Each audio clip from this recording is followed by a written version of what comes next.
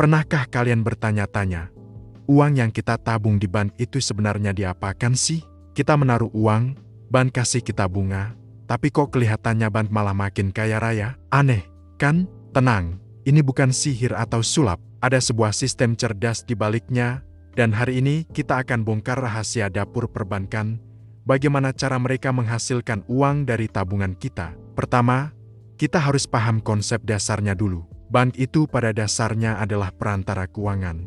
Tugas utamanya adalah menghubungkan pihak yang punya kelebihan uang, yaitu kita para penabung, dengan pihak yang butuh uang, yaitu para peminjam. Bayangkan bank seperti Mak Comblang, tapi untuk urusan uang. Nah, dari perjodohan inilah bank mendapatkan keuntungannya. Mari kita lihat prosesnya langkah demi langkah. Saat kita menabung, uang kita tidak diam begitu saja di brankas. Bank akan mengumpulkan dana dari ribuan, bahkan jutaan nasabah seperti kita. Dana besar yang terkumpul ini kemudian disebut dana pihak ketiga atau DPK. Inilah modal utama bank untuk beroperasi dan mencari keuntungan. Langkah selanjutnya, bank akan memutar uang ini. Caranya, dengan menyalurkannya kembali ke masyarakat dalam bentuk pinjaman atau kredit. Ada banyak jenis kredit, mulai dari kredit pemilikan rumah atau KPR, kredit mobil, kredit usaha, hingga kartu kredit. Disinilah sumber keuntungan utama bank berasal. Begini perhitungannya.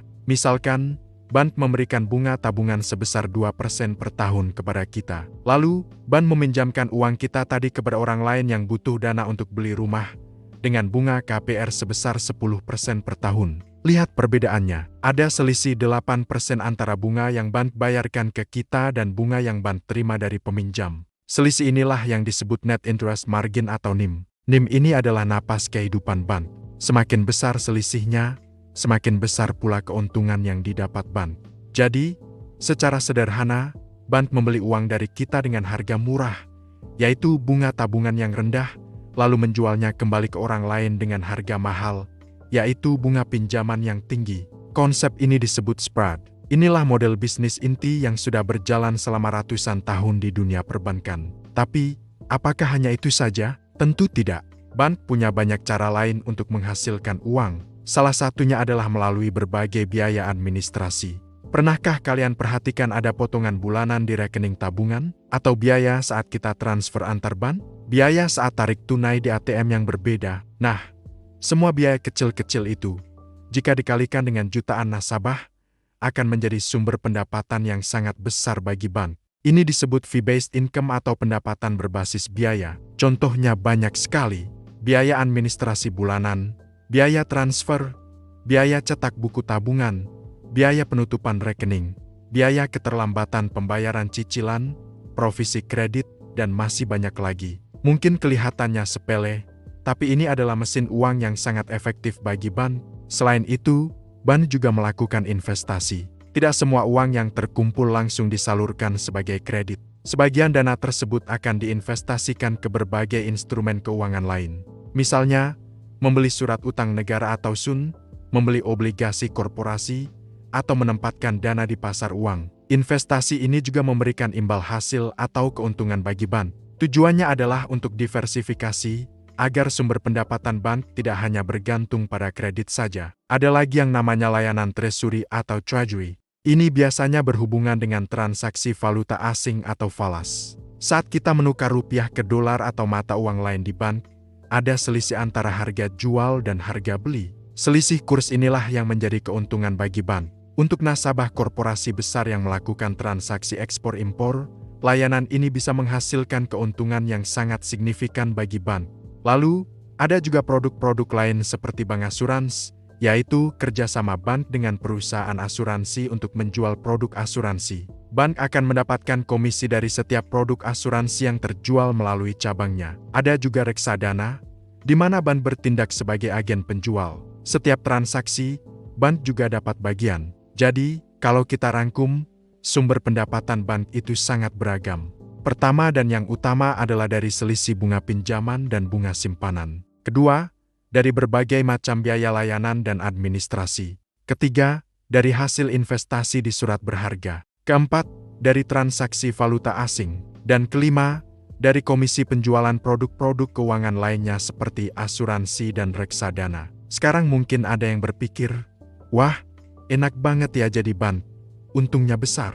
Tapi tunggu dulu, menjadi bank juga punya risiko yang tidak kecil. Risiko terbesar adalah kredit macet. Apa itu? Ini terjadi ketika peminjam tidak mampu membayar kembali cicilan utangnya. Jika banyak nasabah yang gagal bayar, bank bisa mengalami kerugian besar, bahkan sampai bangkrut. Karena itu, bank harus sangat hati-hati dalam memberikan pinjaman. Mereka punya tim analis kredit yang tugasnya menilai kelayakan calon peminjam.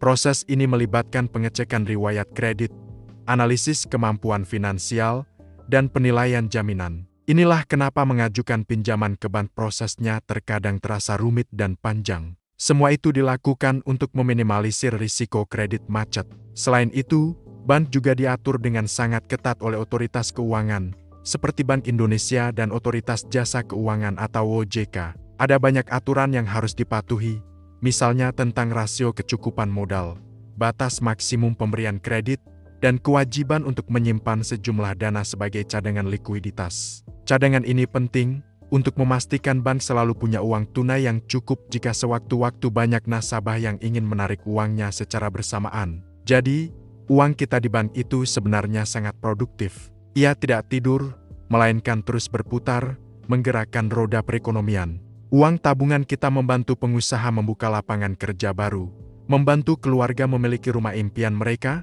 dan membantu pemerintah membiayai pembangunan infrastruktur melalui pembelian surat utang. Sebagai gantinya, kita mendapatkan beberapa keuntungan. Pertama, keamanan. Menyimpan uang di bank jauh lebih aman daripada di bawah bantal. Uang kita dijamin oleh lembaga penjamin simpanan atau LPS hingga nominal tertentu.